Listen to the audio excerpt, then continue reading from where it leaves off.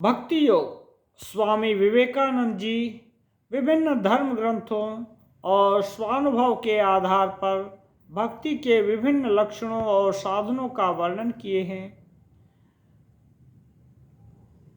यो ब्रह्माणं विदधाति पूर्वं यो वै वेदांश प्रणोति तस्मै तं देवं आत्मबुद्धि प्रकाशम मुमुक्षुर्वै शरणमहं प्रपद्ये।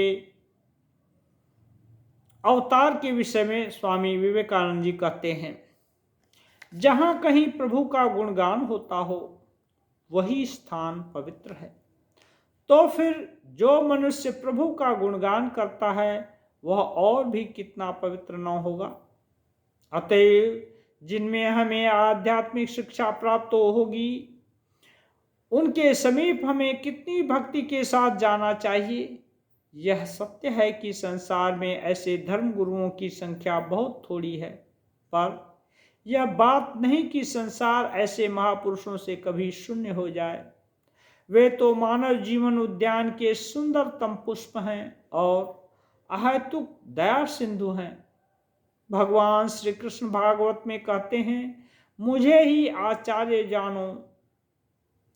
यह संसार जो ही इन आचार्यों से बिल्कुल रहित हो जाता है त्यों ही यह एक भयंकर नरक कुंड बन जाता है और नाश की ओर द्रुत वेग से बढ़ने लगता है। साधारण गुरुओं से श्रेष्ठ एक और श्रेणी के गुरु होते हैं और वे हैं इस संसार में ईश्वर के अवतार। वे केवल स्पर्श से यहाँ तक कि इच्छा मात्र से ही आध्यात्मिकता प्रदान कर सकते हैं। उनकी इच्छा से पतित व्यक्ति भी क्षण भर में साधु हो जाता है। वे गुरुओं के भी गुरु हैं, नर देहधारी भगवान हैं। उनके माध्यम बिना हम अन्य किसी भी उपाय से भगवान को नहीं देख सकते। हम उनकी उपासना किए बिना रह ही नहीं सकते और वास्तव में वे ही एकमात्र ऐसे हैं जिनकी उपासना करने के लिए हम बाध्य हैं। इन नरदेहधारी अवतारों के माध्यम बिना कोई मनुष्य ईश्वर दर्शन कर नहीं सकता। जब हम अन्य किसी साधन द्वारा ईश्वर दर्शन का यत्न करते हैं तो हम अपने मन में ईश्वर का एक विचित्र सा रूप गढ़ लेते हैं और सोचते हैं कि बस यही ईश्वर का सच्चा रूप है। एक बार एक अनाड़ी आदमी से भगवान शिव की मूर्ति बनाने को कहा गया। कई दिनों के घोर परिश्रम के बाद उसने एक मूर्ति तैयार तो की, पर वह बस बंदर जैसी थी। इसी प्रकार जब हम भगवान को उनके असल रूप में, उनके निर्गुण पूर्ण स्वरूप में सोचने का प्रयत्न करते हैं तो हम अनिवार्य रूप से बुरी तरह असफल होते हैं, क्योंकि जब तक हम मनुष्य हैं तब तक मनुष्य से उच्चतर रूप में हम उनकी कल्पना ही नहीं कर सकते। एक समय ऐसा आएगा जब हम अपनी मानवीय प्रकृति से परे चले जाएंगे और तब हम उन्हें उनके असली स्वरूप में देख सकेंगे। पर जब तक हम मनुष्य हैं तब तक हमें उनकी उपासना मनुष्य में और मनुष्य के रूप में ही करनी होगी। तुम चाहे कितनी ही लंबी चौड़ी बातें क्यों न करो, कितना ही प्रयत्न क्यों न करो, पर तुम भगवान को मनुष्य के सिवा और कुछ नहीं सोच सकते। तुम भले ही ईश्वर और संसार की सारी वस्तुओं पर विद्वत्तापूर्ण लंबी लंबी वक्तृताएं दे डालो, बड़े युक्तिवादी बन जाओ और अपने मन को समझा लो कि ईश्वर अवतार की ये सब बातें अर्थहीन और व्यर्थ हैं, पर क्षण भर के लिए सहज बुद्धि से विचार तो करो। इस प्रकार की अद्भुत विचार बुद्धि से प्राप्त क्या होता है? कुछ भी नहीं, शून्य, केवल कुछ शब्दों का ढेर। जब भविष्य में जब कभी तुम किसी मनुष्य को अवतार पूजा के विरुद्ध एक बड़ा विद्वत्तापूर्ण भाषण देते हुए सुनो तो सीधे उसके पास चले जाना और पूछना कि उसकी ईश्वर संबंधी धारणा क्या है। सर्वशक्तिमान, सर्वव्यापी आदि शब्दों का उच्चारण करने से वह शब्द ध्वनि के अतिरिक्त और क्या समझता है? तो देखोगे वास्तव में वह कुछ नहीं समझता। वह उनका ऐसा कोई अर्थ नहीं लगा सकता जो उसकी अपनी मानवीय प्रकृति से प्रभावित न हो। इस बात में तो उसमें और रास्ता चलने वाले अनपढ़ गवार में कोई अंतर नहीं। फिर भी यह अनपढ़ व्यक्ति कहीं अच्छा है, क्योंकि कम से कम वह शांत तो रहता है। वह संसार की शांति को तो भंग नहीं करता, पर वह लंबी लंबी बातें करने वाला व्यक्ति मनुष्य जाति में अशांति और दुख पैदा कर देता है। धर्म का अर्थ है प्रत्यक्ष अनुभूति। अतएव इस अनुभूति और थोथी बात के बीच जो विशेष भेद है उसे हमें अच्छी तरह पकड़ लेना चाहिए।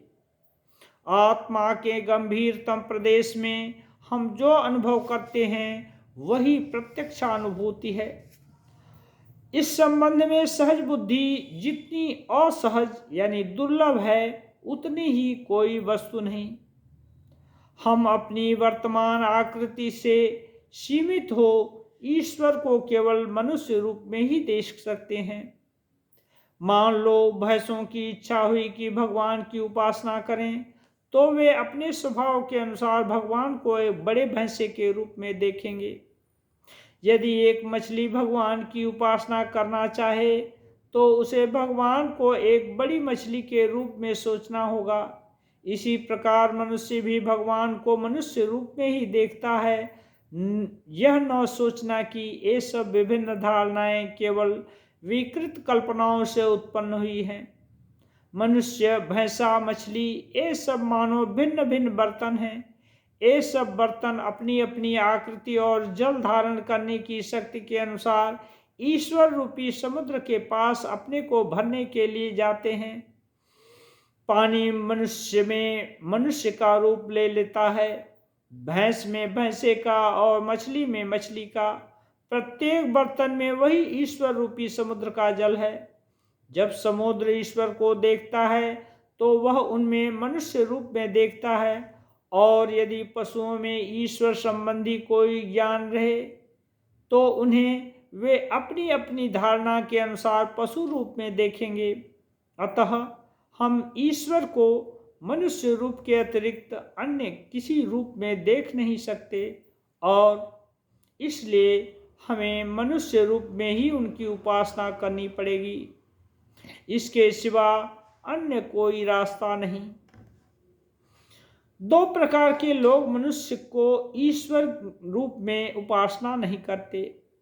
एक तो नर पशु जिसे धर्म का कोई ज्ञान नहीं, और दूसरे परमहंस जो मानव जाति की सारी दुर्बलताओं के ऊपर उठ चुके हैं और जो अपनी मानवीय प्रकृति की सीमा के भी उस पार चले गए हैं।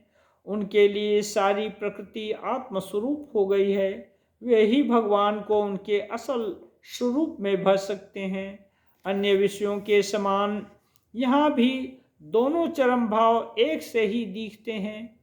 अतिशय अज्ञानी और परम ज्ञानी दोनों ही उपासना नहीं करते। नर पशु अज्ञान बस उपासना नहीं करता, और जीवन मुक्त ने तो अपनी आत्मा में परमात्मा का प्रत्यक्ष अनुभव कर लिया है। अतः उनके लिए उपासना की फिर आवश्यकता कहाँ। इन दो चरम भावों के बीच में रहने वाला कोई मनुष्य यदि आकर तुमसे कहे कि वह भगवान को मनुष्य के रूप में भजने वाला नहीं है, तो उस पर दया करना। उसे अधिक क्या कहें, वह बस थोथी बकवास करने वाला है। उसका धर्म अविकसित तथा खोखली बुद्धि वालों के लिए है। भगवान मनुष्य की दुर्बलताओं को समझते हैं और मानवता के कल्याण के लिए नर देह धारण करते हैं। भगवान श्री कृष्ण ने अवतार के संबंध में गीता में कहा है, जब जब धर्म की ग्लानि होती है और अधर्म का अभ्युत्थान होता है, तब मैं अवतार लेता हूँ, साधुओं की रक्षा और दुष्टों के नाश के लिए तथा धर्म संस्थापनार्थ मैं युग युग में अवतीर्ण होता हूँ। यदा यदा ही धर्मस्य ग्लानिर्भवति भारत अभ्युत्थानम अधर्मस्य तदात्मानं सृजाम्यहम् परित्राणाय साधूनां विनाशाय च दुष्कृतां धर्म संस्थापनार्थाय संभवामि युगे युगे। भगवान श्री कृष्ण कहते हैं, जब एक बहुत बड़ी लहर आती है तो छोटे छोटे नाले और गड्ढे अपने आप ही लबालब भर जाते हैं। इसी प्रकार जब एक अवतार जन्म लेता है तो समस्त संसार में आध्यात्मिकता की एक बड़ी बाढ़ सी आ जाती है और लोग वायु के कण कण में धर्म भाव का अनुभव करने लगते हैं।